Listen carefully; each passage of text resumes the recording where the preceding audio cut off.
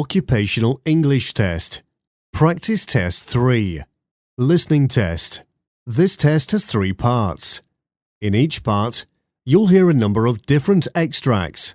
At the start of each extract, you'll hear this sound.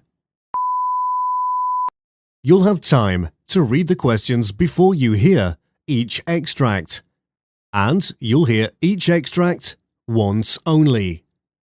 Complete your answers as you listen. At the end of the test, you'll have 2 minutes to check your answers. In this part of the test, you'll hear 2 different extracts. In each extract, a health professional is talking to a patient. For questions 1 to 24, complete the notes with the information you hear. Now, look at the notes for Extract 1. Extract 1. Questions 1 to 12. You hear a nurse talking to a patient called Peter Parker. For questions 1 to 12, complete the notes with a word or a short phrase. You now have 30 seconds to look at the notes.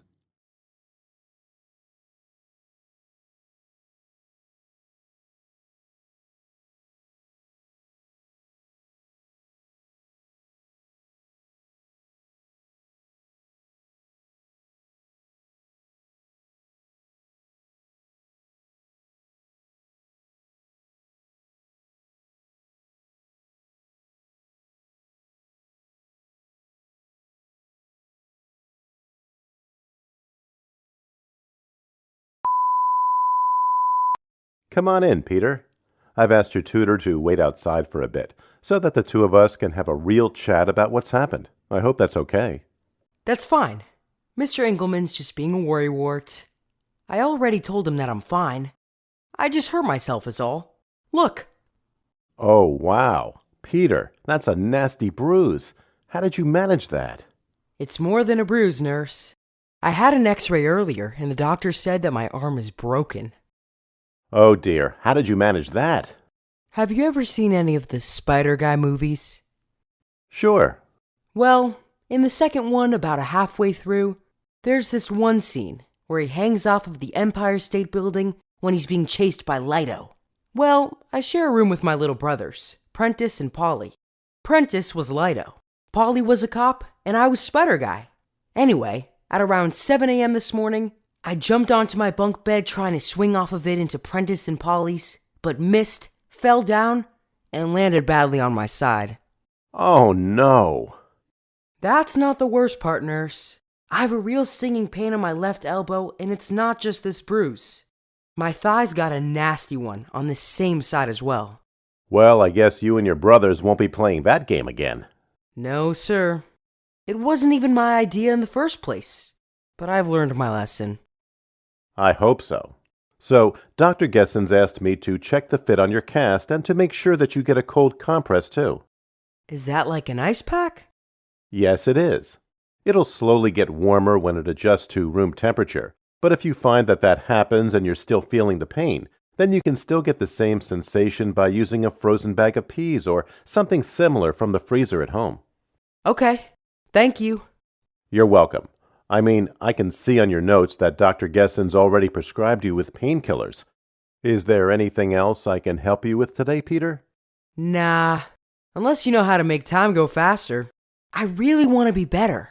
My mom won't let me ride on my bike or skate, and it's such a drag. Why do parents have to be so strict all the time? I know that what I did wasn't the smartest thing I've ever done, but this is a little harsh, don't you think? I don't think your mom's trying to punish you. I mean, what did Dr. Gessens say? He said the same thing, pretty much.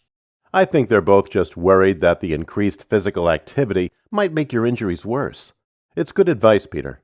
I would lay off the extracurriculars and concentrate on getting better. When you're feeling better, do me a favor and call in and ask Dr. Gessen for his say-so and further advice. I will. Nurse, can I get a sling? Then everyone will know that I'm hurt, and it will look way cooler that way. It's a good idea to rest it, so I'll see what I can do. Thanks. You're welcome. I'll ask for you to get an appointment to come back to see Dr. Geston in 4 weeks' time for another x-ray to make sure that everything's healing nicely. It'd also give you a chance to get a new compress if you still need one. Extract 2. Questions 13 to 24. You hear a speech therapist talking to a patient, Rana Anderson.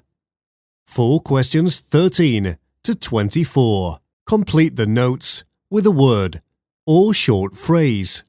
You now have 30 seconds to look at the notes.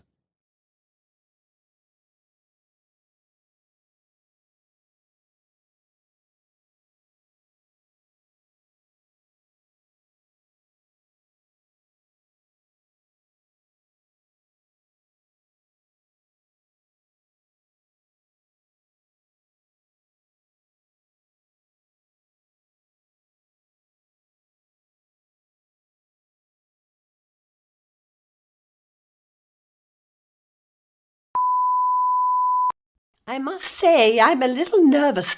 I've not experienced anything like this before, and as a singer-songwriter, I depend on my voice for my livelihood. I don't know how much longer I can feel like this.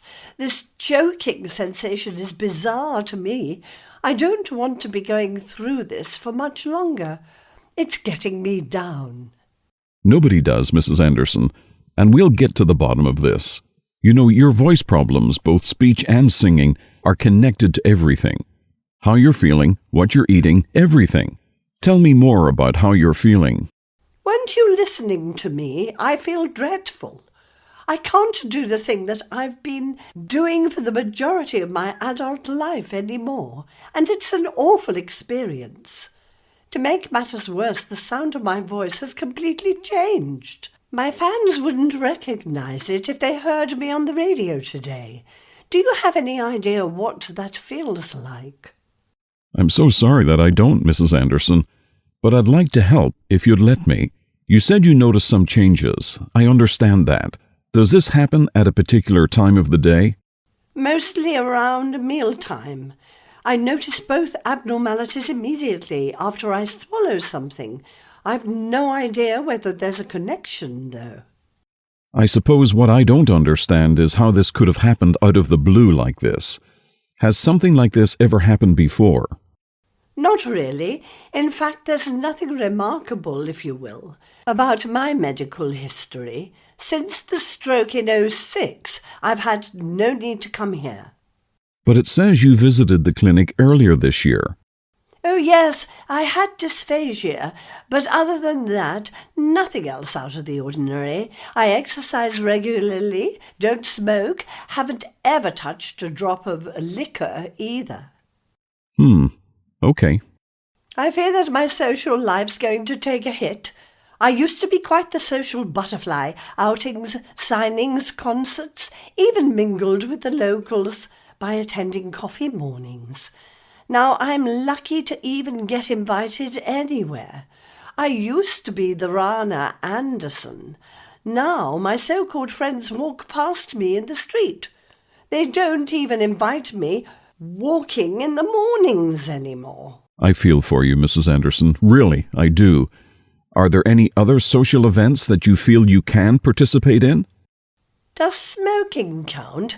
I enjoy joining the girls to do a bit of that. That's hardly good for your voice. That's true. Oh, I like prunes. Oh. Yes, sometimes I meet up with friends to try new varieties. Raw, shakes, and cocktails are on the menu. That sounds lovely. I hope you keep doing that. If you don't mind, I'd like to make some observations and run some tests. This requires me to observe you trying this platter here. This one? Oh, wow, everything looks so yummy. I think I'll try a bit of this one here. That's lovely. Now, whilst you're eating, I'd like to watch your breathing pattern to see if there's anything unusual. I'll do this for 10 to 15 minutes, and if necessary, I think what I'll do is prescribe you with some thickener. What's that? It's a way for us to increase the consistency of what you decide to eat. That is the end of Part A. You now have 2 minutes to check your work.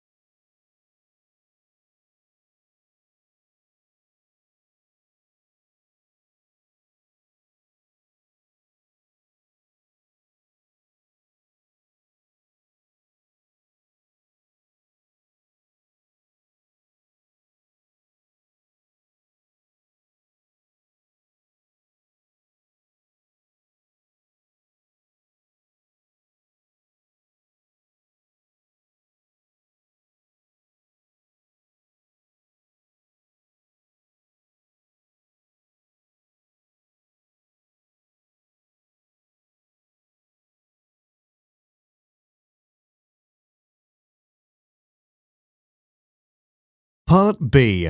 In this part of the test, there are 6 short extracts relating to the work of health professionals. For questions 25 to 30, choose answer A, B, or C, which you think best fits according to what you hear. Question 25. You hear a junior nurse talking to a senior nurse about a patient's potential death. Now read the question.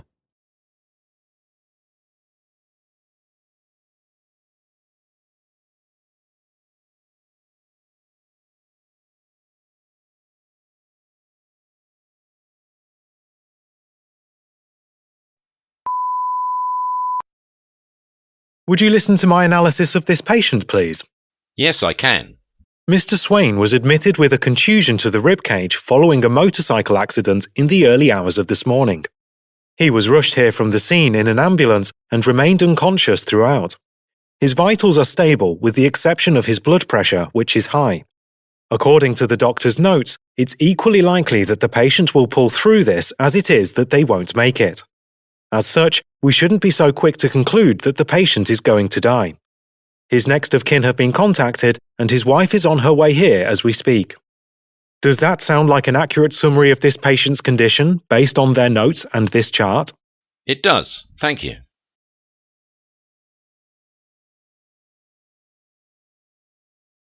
Question 26. You hear 2 nurses talking about an alcoholic patient. Now read the question.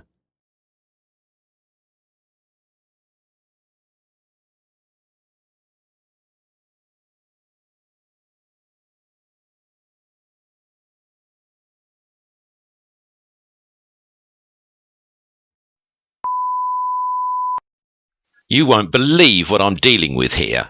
Uh-oh, you look stressed. It's Rosemary Granbury. She's back again after going on yet another bender last night. Ugh, dealing with alcoholics can be really draining sometimes. Has she been here before? Only a dozen times. The last episode was in May when she had a liver transplant. She was on constant watch because of her dehydration, which is when we actually noticed that she needed a donor urgently. You'd think that would have been enough of a wake-up call, but no, here she is again after picking fights at bars all night. Wow. Still, I don't think it's our place to judge. We'll have to care for her, just like we do with our other patients, and hope she can make better choices moving forward.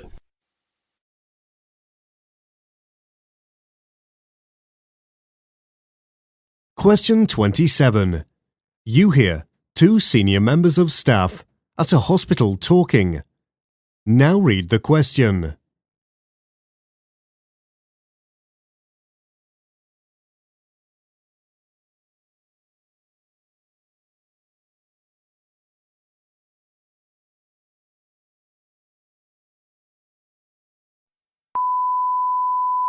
Would you check something for me? Yes, sure. What is it? You can ask me absolutely anything you'd like to, so long as it's not for a bed on this ward, because we're jam-packed like you wouldn't believe. Oh, I'm wondering if there's any space left for just one more patient. You have got to be kidding! Did you not just hear what I said? Seriously, I wish I could help, but I just don't think it's possible. The last I checked, there were 12 patients still waiting to be warded. Your patient's going to have to get to the back of the queue, I'm afraid. I was hoping you wouldn't say that. He's been waiting for 4 hours already. I doubt either him or his already annoyed mother-in-law are going to be too pleased about this news.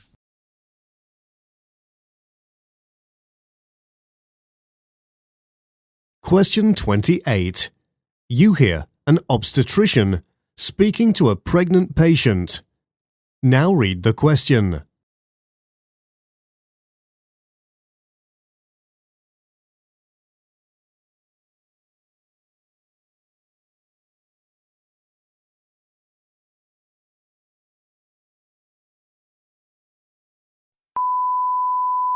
Come on in, Mrs. Fernando. Please take a seat. Thank you, Dr. Fellows. I have your file from Dr. Reynolds, but would you be so kind as to tell me, in your own words, the reason for your visit today? Yes, you know I'm 6 weeks pregnant, and whilst I'm thrilled at the news, I'm absolutely petrified at the thought I'll be a mum again soon. You see, my late husband, Jean, passed away recently, and I don't know if I'm ready to be a single mother.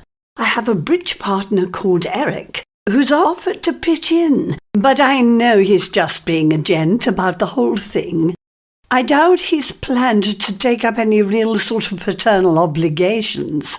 I think everyone would be better off if I just accept things the way they are and start looking at adoption options.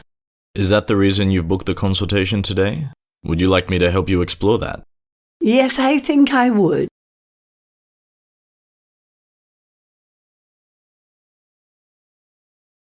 Question 29. You hear a conversation between a patient and his GP. Now read the question.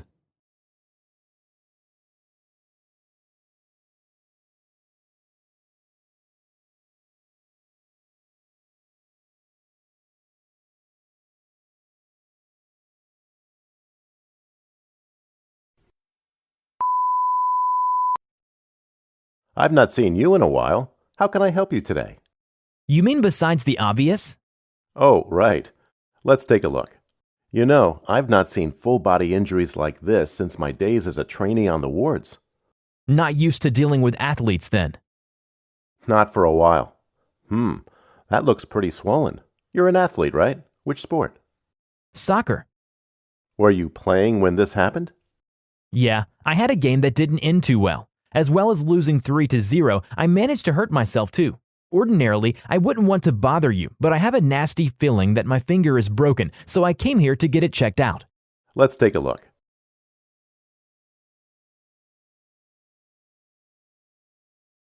Question 30. You hear a conversation between two nurses. Now read the question.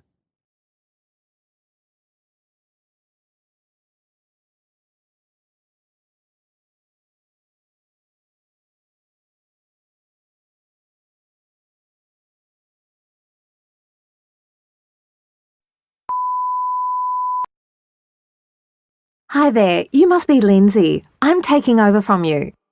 All right, great to meet you. If you don't mind, I need to rush. Please don't forget that Bed 9 has quite a few care needs and it's on a schedule. He'll need to be checked before 9 a.m, 12 p.m, and 3 p.m, okay? Got it. Any idea what the most urgent needs are? He'll need a saline IV. I just did one for him, so this can be left until noon. Okay, any medication that I need to be aware of? Yes, he's taking lisinopril BD and will need this topped up at some point in the afternoon. Got it. He's got scans coming up too, right? Yes, he'll need an MRI first thing, so better get ready for that. At 9, right? Yes.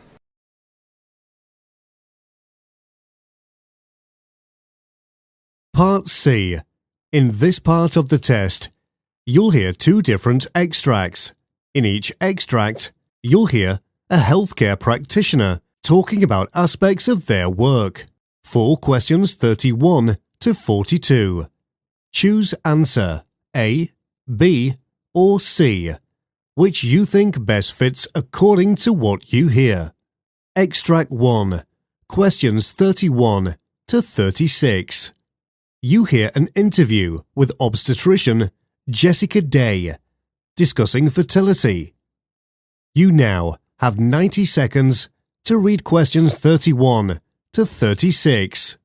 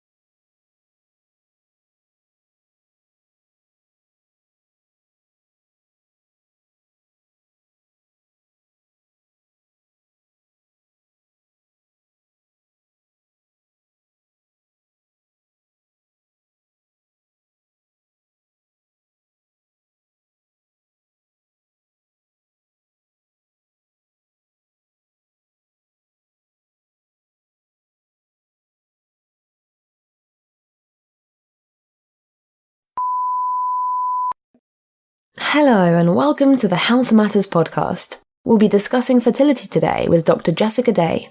Welcome to London, Dr. Day. It's a real pleasure, Ricky. I'm absolutely loving the weather too. For once, it's actually sunny here. So, today we'll be discussing the impact of the biomedical industry on fertility in general, and why more people are turning to tech for the assistance. That's right. You see, the biomedical industry is booming in all parts of the world that have access to advanced technology, such as cancer treatment, medical, surgical treatment using cryotherapy, and laser management during invasive surgical procedures, as well as fertility treatment using frozen ova and ovaries. In general, fertility rates in women worldwide have decreased with the advent of feminist and neo-feminist movements.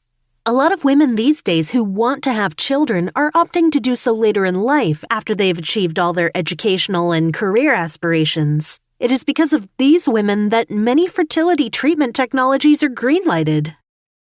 It would appear that in most cases, their viable ova are surgically extracted and kept in nitrogen at temperatures above 200 degrees Celsius for as long as they want, until they are ready. The ova are kept even past menopause for the women who desire starting families a little later in their lives. Furthermore, with the current increase in cancer rates in the world, many women find themselves contracting the disease and requiring aggressive cancer treatment. Most of the women with cancer who undergo chemotherapy and radiotherapy consider this a preemptive measure, preserves their ovaries that would otherwise be destroyed in the processes of cancer treatment. I see. What would you consider to be the main asset of the fertility clinics, and would you tell us a bit about the research you were involved in recently and its global reception? Sure. Where shall I start? Let's start with talking about how there are other forms of fertility treatments alongside freezing ova and ova donations. Sperm or ova donations, in vitro fertilization, surrogacy, and use of spare embryos, among others. Whilst awareness of these options is increasing, in the United Kingdom, for example, fertility treatment is still not as widespread as in the United States of America and other developed countries. There are countable numbers of fertility clinics that include London's Women's Clinic, Donors First Egg Bank, and London Egg Bank.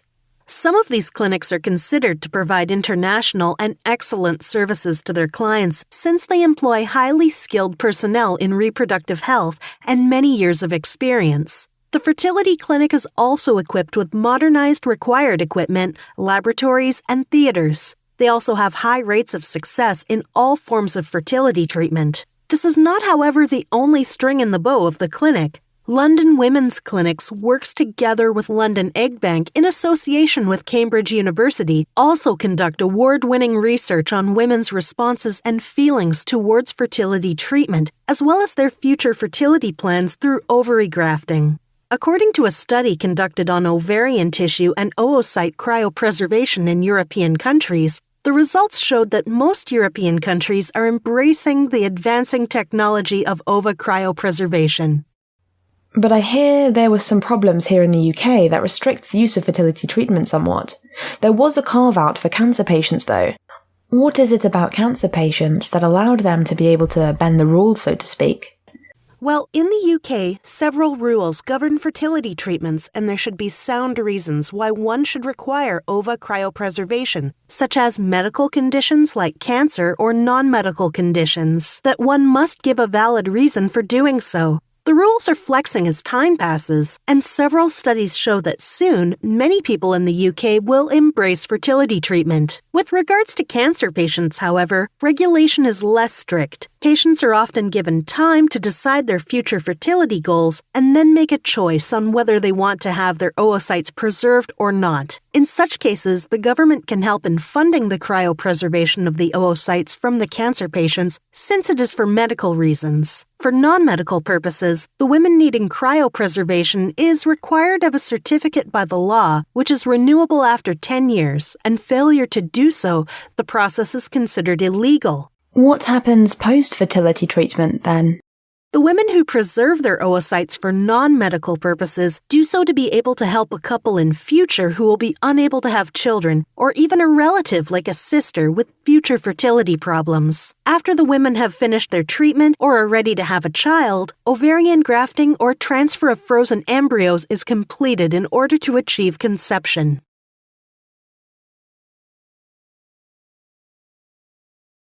Extract 2, questions 37 to 42. You hear an interview with hematologist Christine Ford about blood donation. You now have 90 seconds to read questions 37 to 42.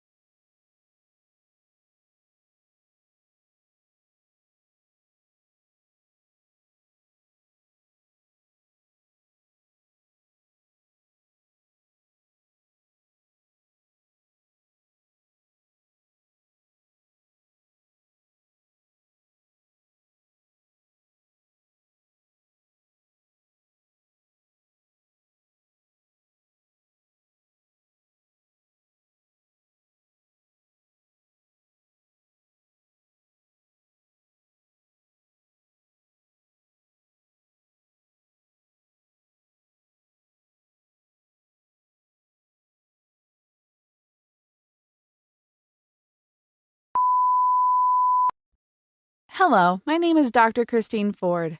I'm a hematologist on a mission to make giving blood more accessible to the masses. Blood donations and transfusions go hand in hand in most cases. Sufferers of certain conditions like thalassemia, sickle cell disease, and hemophilia, for example, require regular transfusions. In fact, the number of people in the world needing a blood transfusion is increasing.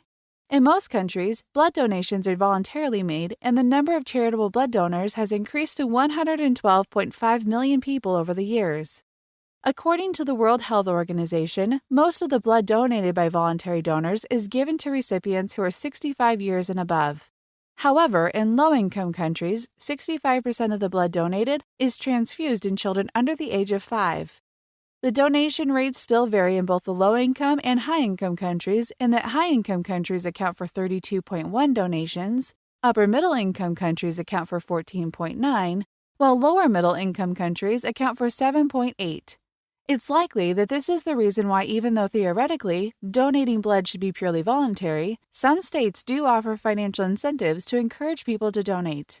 Blood is often extracted from an individual who volunteers after screening for certain diseases like HIV/AIDS, Ebola, and hepatitis virus, among others, has been completed.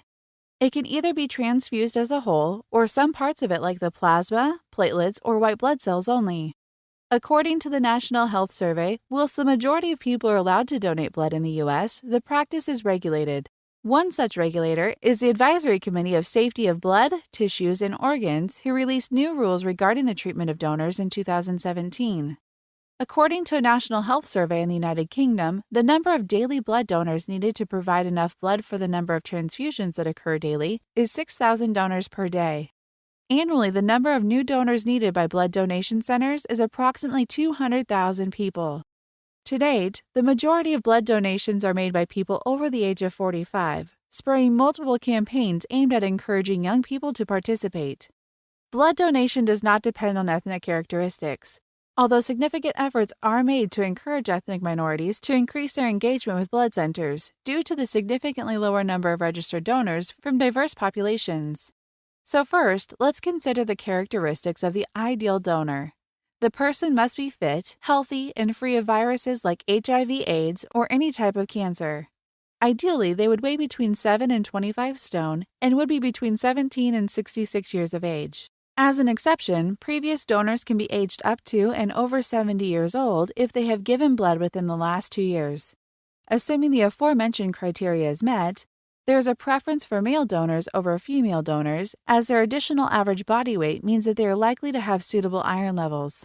Furthermore, their platelet count is usually higher, and as such, they are on average able to give blood more frequently, every 12 weeks opposed to every 16 weeks for women. After a suitable donor is found, in order for a blood transfusion to take place, the blood must be screened and it must be ensured that it is safe to use. The grouping and cross-matching of the donors and recipient's blood are also important prior steps.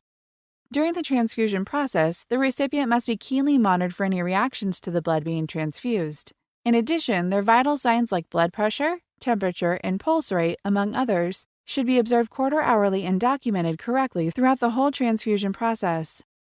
Part of my mission to demystify the process of becoming a blood donor is speaking to people who have either given blood in the past or have given it serious consideration.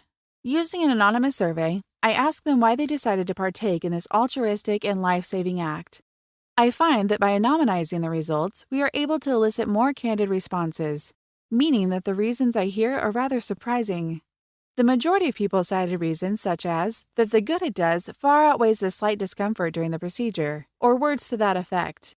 However, every now and then I'd come across a story about a person who felt that they would have died if it wasn't for their donor and the stranger who made blood available to them. The new lease of life they now have has made them so grateful that they wish to pay the kindness forward to someone else. Regardless of the reasons they gave, it was rather surprising to find that not a single participant cited monetary reward. That is the end of Part C. You now have 2 minutes to check your work.